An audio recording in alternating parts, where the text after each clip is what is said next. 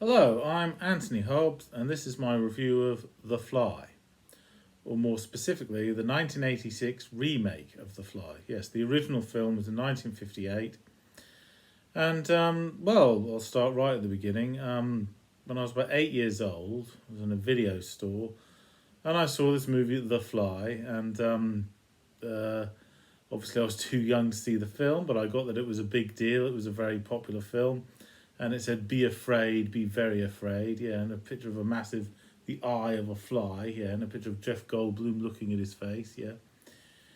Anyway, and I remember years later, a friend of mine told me he'd seen it. And there's like this big fly monster, a fly the size of a man. Yeah.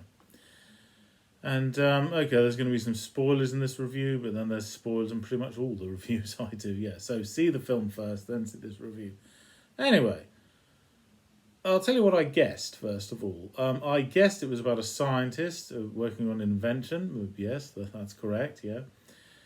But I thought the fly was a monster that he fights. Yeah, his deadly enemy, this giant fly. It never occurred to me that no, the fly and the hero are one and the same. He turns into a giant monster fly. And I thought, oh dear me, no, that's all. I didn't, yeah, when I first saw the film, slowly I started to work out that's what's going to happen. And I don't know what's worse, fighting a monster or turning into a monster. Well, turning into a monster is worse. Yeah, you're turning into the thing that you most hate. That's awful, yeah. Okay, and I was familiar with Jeff Goldblum already when I first saw the film because he was in Earth Girls Are Easy. Yes, that is a real film. And oh yes, and Gina Davis is in that film also. So yes, I was familiar with the two actors. And of course, Jeff Goldblum was in Jurassic Park and Jurassic Park 2. And was he in Jurassic Park 4 or 5? Well, anyway, the point is, yes, I was familiar. And of course, I knew Jeff Goldblum because of the Holston Pills adverts, the beer advert.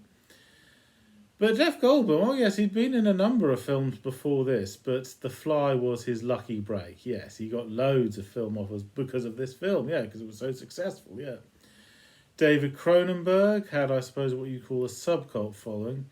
He had some moderate hits with Scanners and Videodrome, but The Fly, yes, his career kicked off, and everyone knew that name, David Cronenberg, because of the success of The Fly.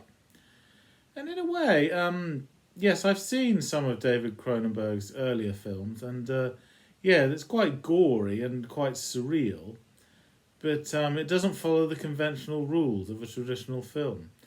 And I suppose, yes, he made his style more mainstream with The Fly, yeah. Okay, so The Fly, it starts off, it's filmed in Canada, even though it's set in America, or just like the original then, yeah. Oh, and David Cronenberg is Canadian, yeah. Anyway, Jeff Goldblum was at like some sort of office do, or no, not an office do, what's the technical word for it? A place where people mingle at a party, but really they're talking about business, not just there to have fun. And something about Bar Talk, which is this science institute, yeah. Anyway, Gina Davis plays a journalist. She sees Jeff Goldblum and he says he's working on an invention that will change the world, and he takes her to see it. Well, Gina Davis is very trusting, isn't she? Yeah, yeah. Well, she is a journalist, so she's nosy and wants to find things out. And in his big science laboratory, which is in an isolated area, it seems cut off from everywhere else. It'd be like Frankenstein's lab, yeah. Anyway, at first she thinks he's working on tanning booths, yeah, but they look like beehives, only they're made of metal. She puts one of her tights inside one of the telepods and it disintegrates and then is reintegrated in the other telepod. So it's a teleporter, yeah. Quite primitive. It can only teleport something 10 feet across the room to the other end of the room. But yeah, that's a start, yeah. When the first radio waves were invented, they could only do a very short distance. So this is a teleporter in its most primitive stage.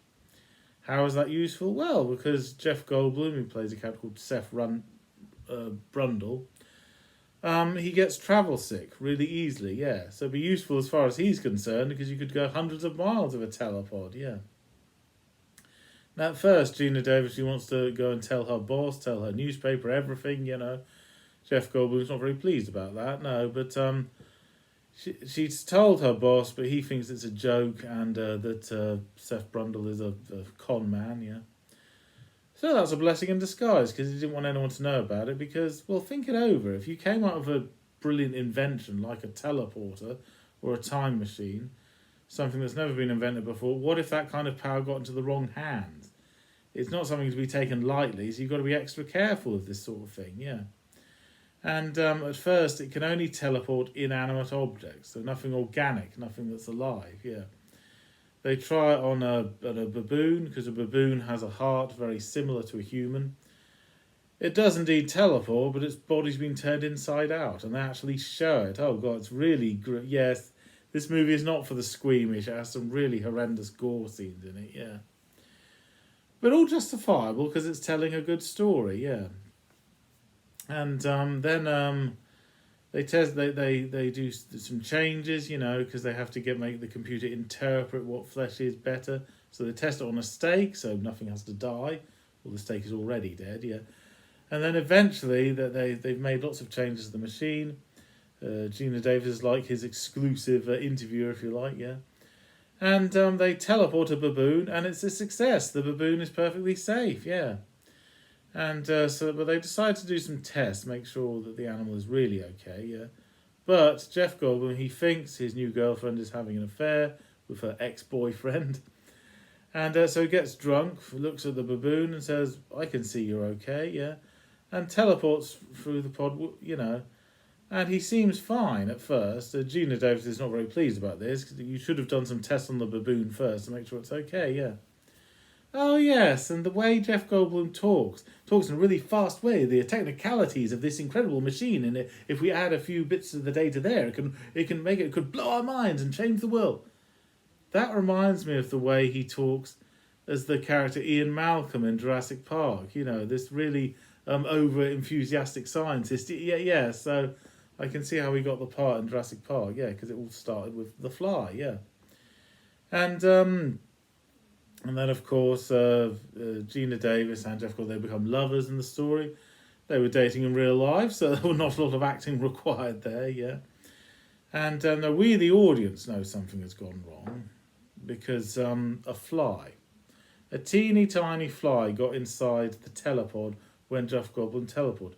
Now, he teleports completely naked, because you have to. Otherwise, if you take another object with you, like, a hairdryer or a book, your body will be spliced with that. Oh no, you don't want that. So you have to be completely naked. But it's a fly that has gotten in there, yeah. So we, the audience, know something sinister is going to happen, yeah. Now, he changes into a mutant fly, and, oh yes, when we eventually see the fly monster at the end, it doesn't have any wings. It can't fly.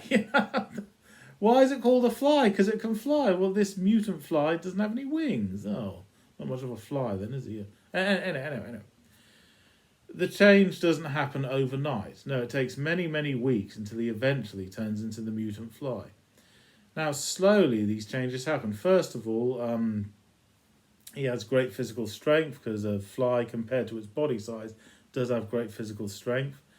He's talking faster. Well, he talks faster, anyway, but even faster and quicker and more over the top, and like a fly going bzzz, like that. Yeah. So he's having much too much sugar in his coffee. Yeah.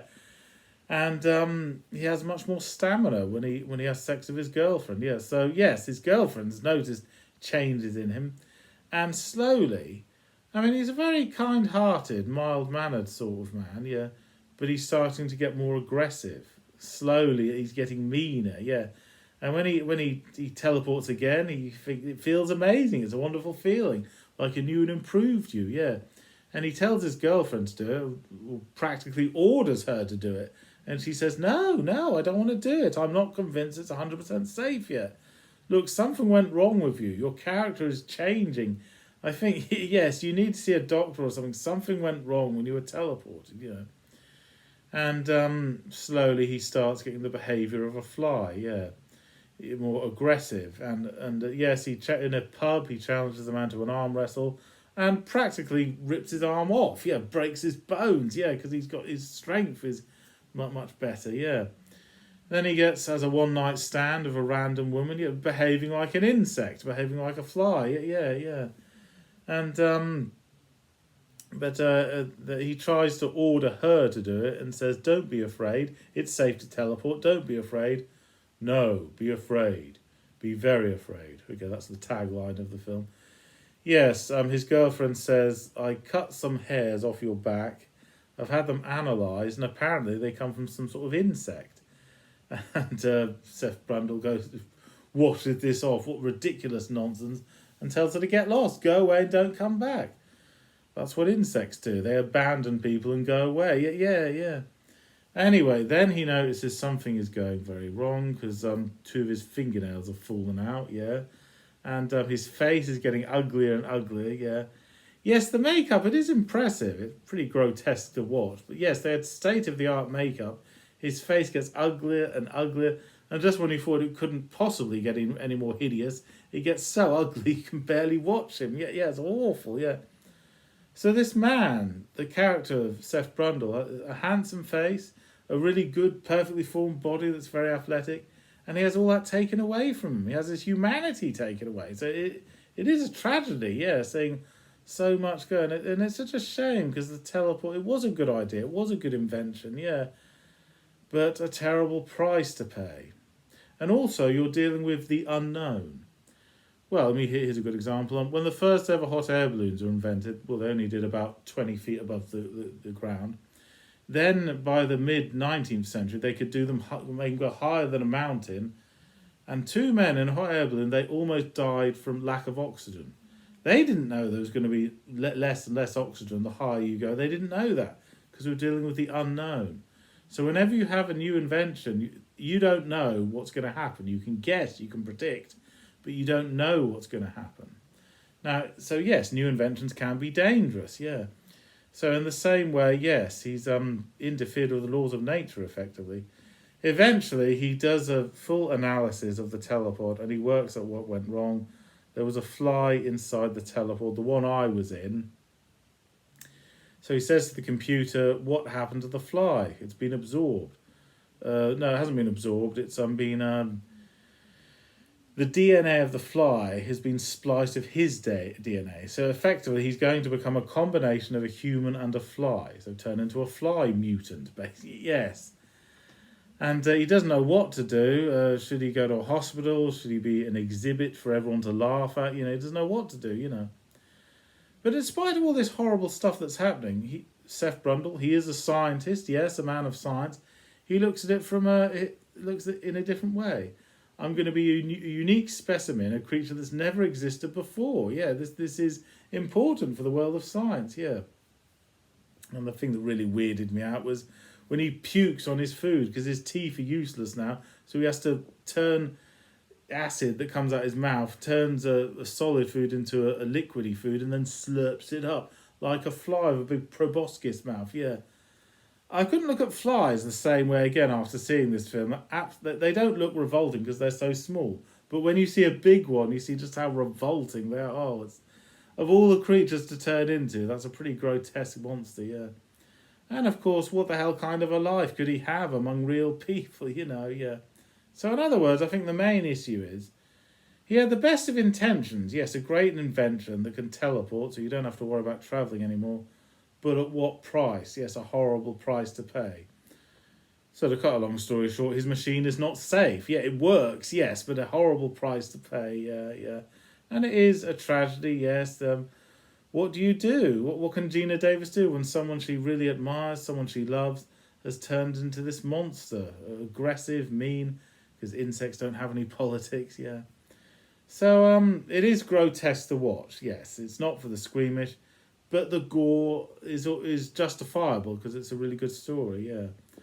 And I think, would that ever work? Would teleportation ever become reality? If it's safe, I think is the simple answer to that. If a teleporter was perfectly safe. But if it's not safe, don't do it. Okay, thank you for watching. I'm Anthony Hobbs, and I'm never bored.